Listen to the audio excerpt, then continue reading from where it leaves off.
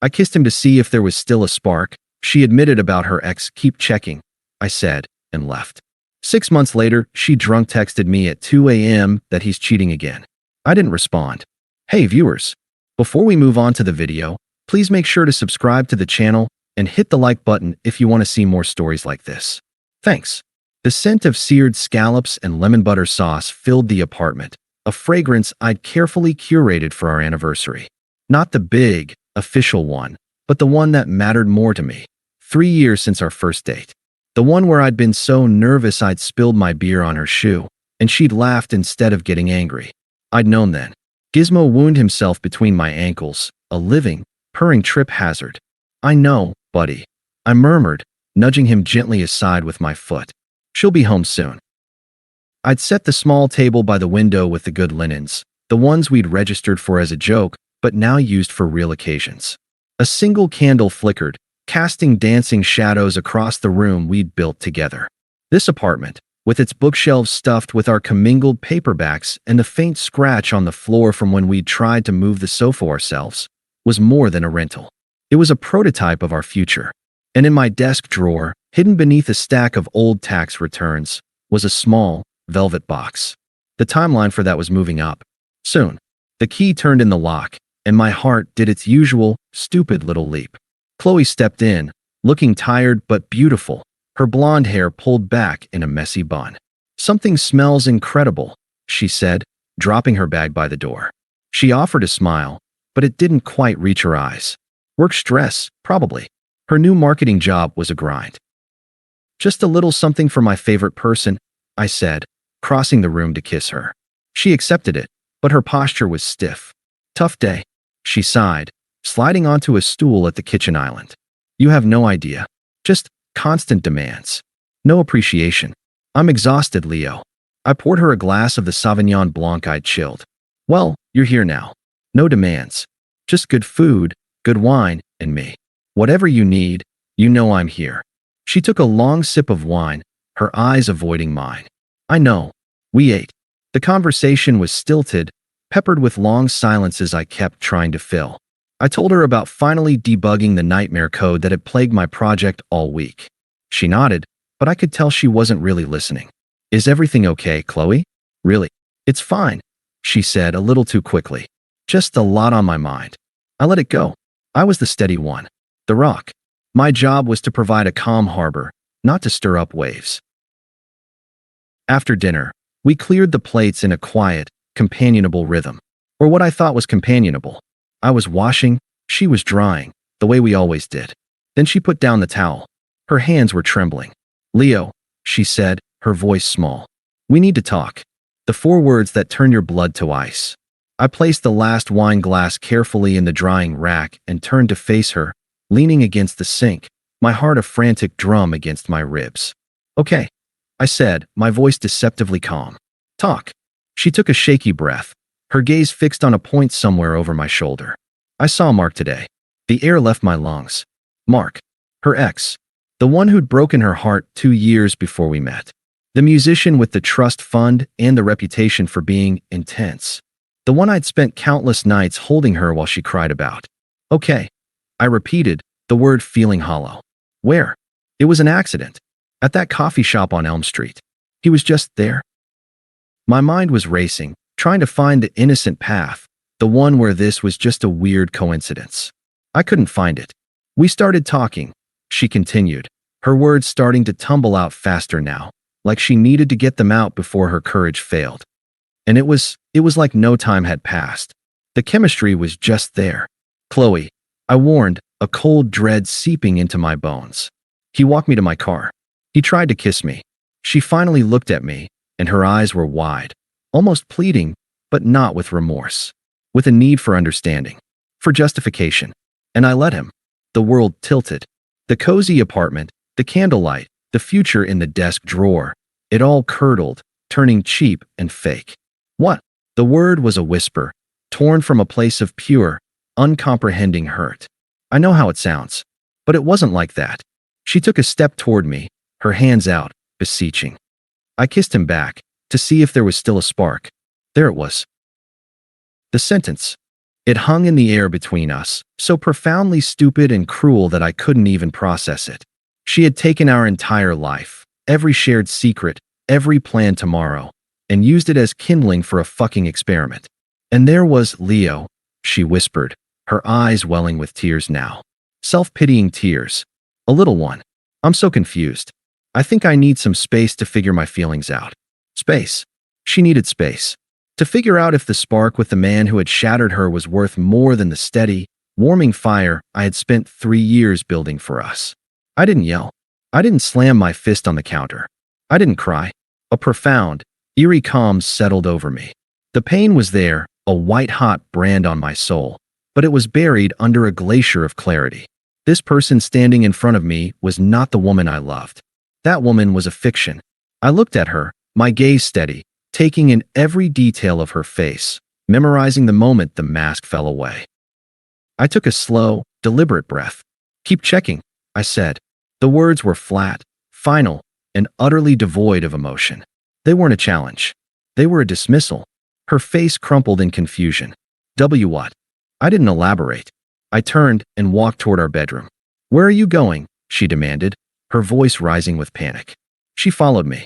"Aren't we going to talk about this? Fight for us." I pulled my old duffel bag from the top of the closet and began to methodically pack. Laptop, charger, passport, a few days' worth of clothes from the drawers. "What are you doing?" she shrieked. I zipped the bag shut and slung it over my shoulder. I looked at her, standing in the doorway of the room we shared, and I felt nothing but a vast, empty distance.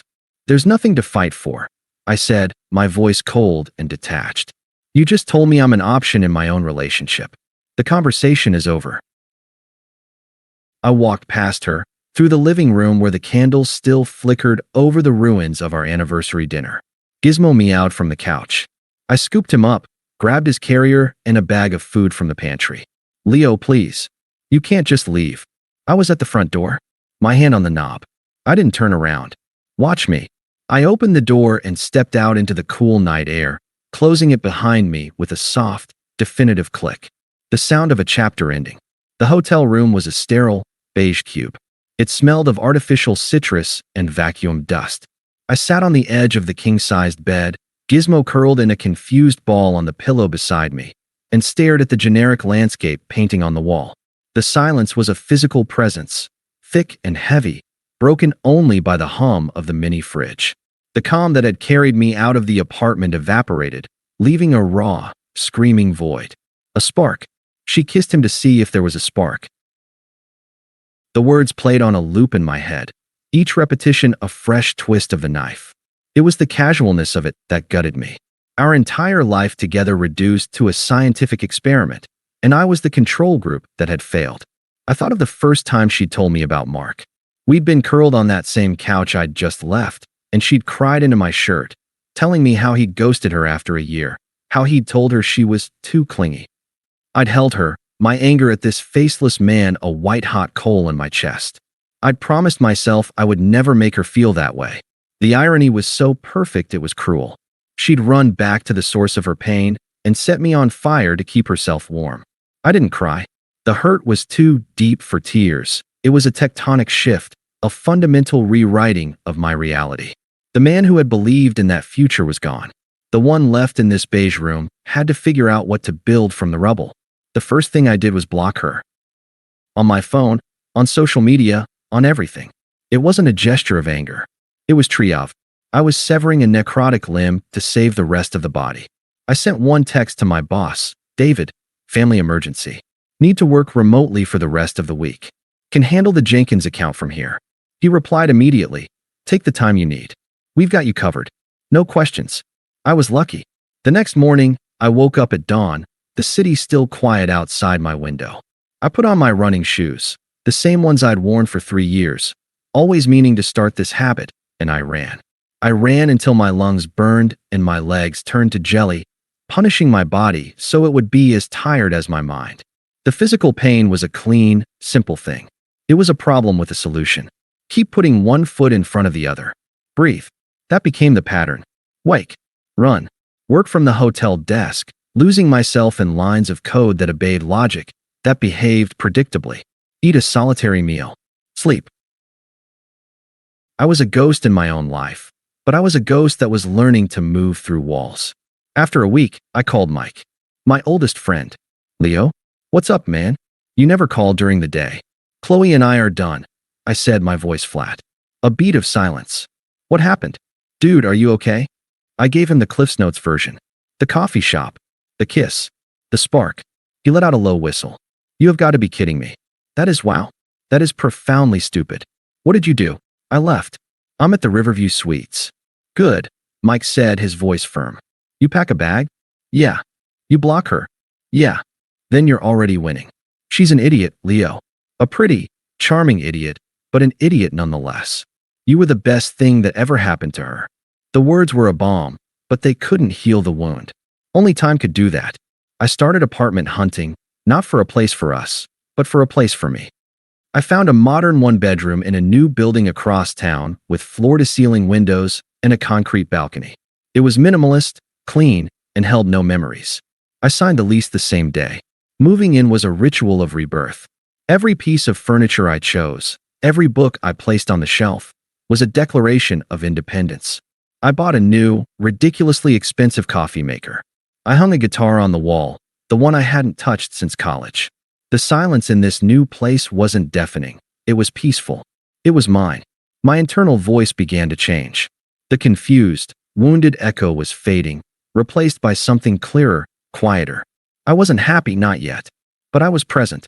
I was building a life, brick by brick, and for the first time in a long time, I was the only architect. The news of the unraveling came, as it often does, through Mike. He'd become my reluctant, unofficial intelligence agency, feeding me information I never asked for, but that he felt I needed. It started about 2 months after I'd left. Mike, heard from Sarah. Apparently, Qley moved in with Mark like a week after you left. Whirlwind romance. I was assembling a new IKEA bookshelf. I read the text, put the phone down, and found the right-sized Allen key. I felt nothing. It was just data. A month later, another update. Mike, so the fairy tale might be hitting some snags.